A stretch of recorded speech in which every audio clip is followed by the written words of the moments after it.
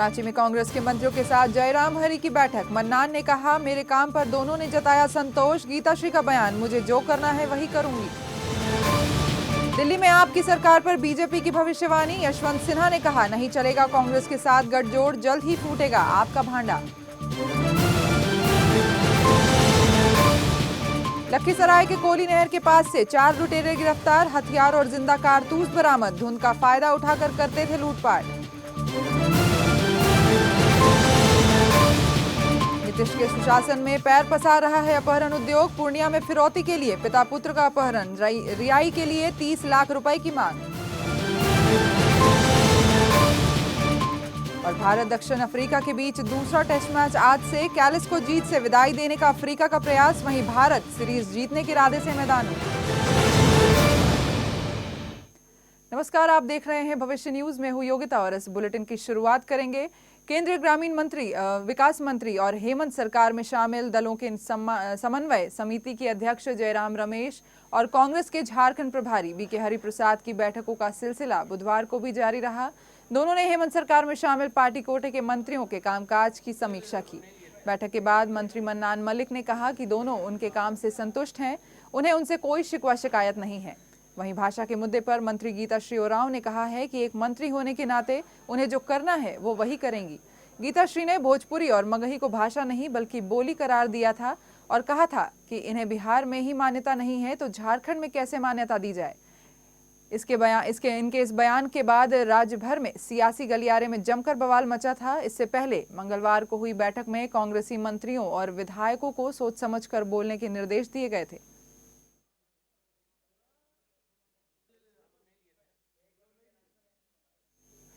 JSCA के अध्यक्ष Amitabh Chaudhary BJP में शामिल होंगे और पार्टी उन्हें टिकट देगी, ऐसी खबरें जोरों पर हैं। ऐसे में बीजेपी नेता और रांची लोकसभा सीट पर टिकट के दावेदार राम टहल चौधरी के तेवर गर्म हो गए हैं। उन्होंने साफ कहा है कि अमिताभ को टिकट नहीं मिलेगा और अगर टिकट उनके सिवा किसी और को दिया गया तो टिकट देने की बात से विरोध भी किया जाएगा। इसके बारे में मुझे कोई जानकारी नहीं है। इस संबंध में मैं कुछ नहीं कहना चाहूँगा। जब कोई जानकारी नहीं तो क्या बोलेंगे। और हम सदस्यता ग्रहण कराने वाले हैं नहीं, हम क्या बता सकते। अमिताभ चौधरी को आप किसी को सदस्यता चौधरी क्या विकल्प नहीं, हम कहाँ रोक रहे हैं। अगर विरोध होगा, पूरे कार्यकर्ताओं की तरफ से विरोध होगा कि कोई किसी तरह का ज्वाइनिंग उस दिन नहीं है, ये पार्टी का निर्णय है। पार्टी के कार्यकर्ता ये कभी बर्दाश्त नहीं करेंगे, ये हमने। एक तरफ अरविंद केजरीवाल 28 दिसंबर को दिल्ली के रामलीला मैदान में मुख्यमंत्री पद की शपथ लेने जा रहे हैं तो दूसरी तरफ उनकी सरकार पर भविष्यवाणियां भी तेज होने लगी हैं। हजारीबाग से बीजेपी सांसद यशवंत सिन्हा का दावा है कि कांग्रेस की गठजोड़ से बनने वाली आपकी सरकार चलने वाली नहीं है। उन्होंने कहा है कि जल्द ही आपकी हकीकत जनता के सामने आ जाएगी और आपका भंडा फूट जाएगा। जितना बर्बाद करना है दिल्ली को बर्बाद करें। हम लोग नए चुनाव का इंतजार करेंगे क्योंकि ये चलने वाली सरकार नहीं बन रही है। इतना मैं आपसे कहूँगा। बहुत से लोग ये कहते थे कि आप पार्टी की पोल बहुत जल्दी खुल जाएगी और हमें लग रहा है कि धीरे धीरे वो परतें उखड़नी शुरू हो गई हैं। जिस पार्टी के नेताओं को जेल भेजना चाहते हैं वो पार्टी उनका समर्थन क्यों कर रही है? इसलिए कर रही है कि शायद जेल जाने से। देश में होने वाली रक्षा डील में दलाली और कमीशनखोरी की बात आती रहती है। हाल के कई रक्षा सौदों में भी ऐसी बातें सामने आई हैं। इसलिए रक्षा मंत्री अब एक नए फॉर्मूले को लागू करने जा रहे हैं।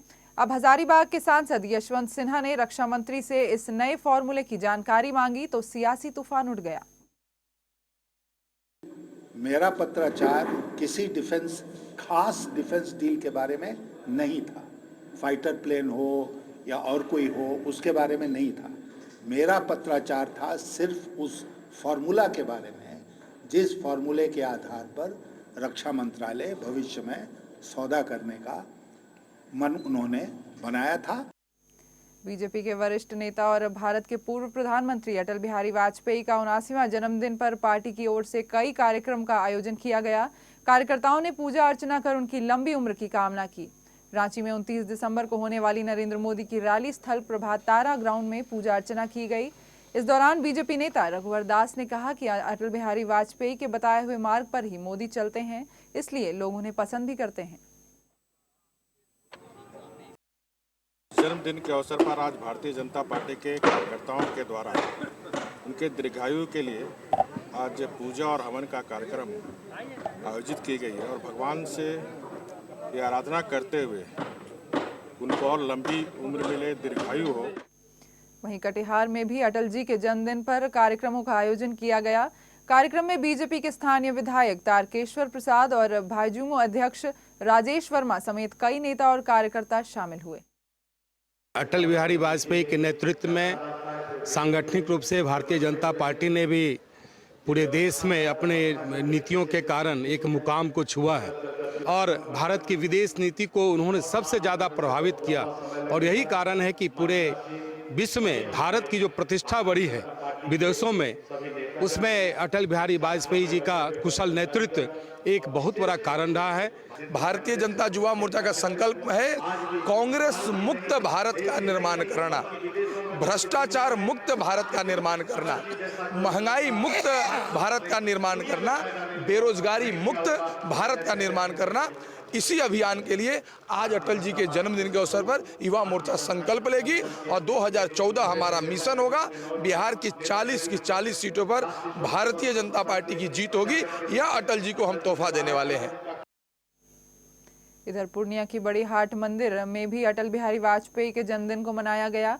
इस मौके पर बीजेपी युवा मोर्चा के कार्यकर्ताओं ने प्रधानमंत्री के तौर पर अटल जी के चलाए गए सर्व शिक्षा अभियान के तहत स्कूलों में स्कूल चले हम योजना की शुरुआत को याद किया और बच्चों के बीच कलम और कॉपियां बांटी गई। कॉपी कलम को बांटना था, बच्चों के बीच चॉकलेट बांटना था, क्योंकि यह जो आज सर्व शिक्षा अभियान माननीय वाजपेयी जी की ही देन थी। उनकी सरकार की यह एक नीति के तहत यह अभियान चलाया गया था। शहीद निर्मल महतो की जयंती में भाग लेने के लिए झारखंड के मुख्यमंत्री हेमंत सोरेन जमशेदपुर पहुंचे। उनके साथ उनके पिता जेएमएम सुप्रीमो शिबू सोरेन भी मौजूद थे। सोनारी के उलियान में निर्मल महतो के समाधि स्थल पर माल्यार्पण करने के बाद दोनों ने जनसभा को संबोधित किया।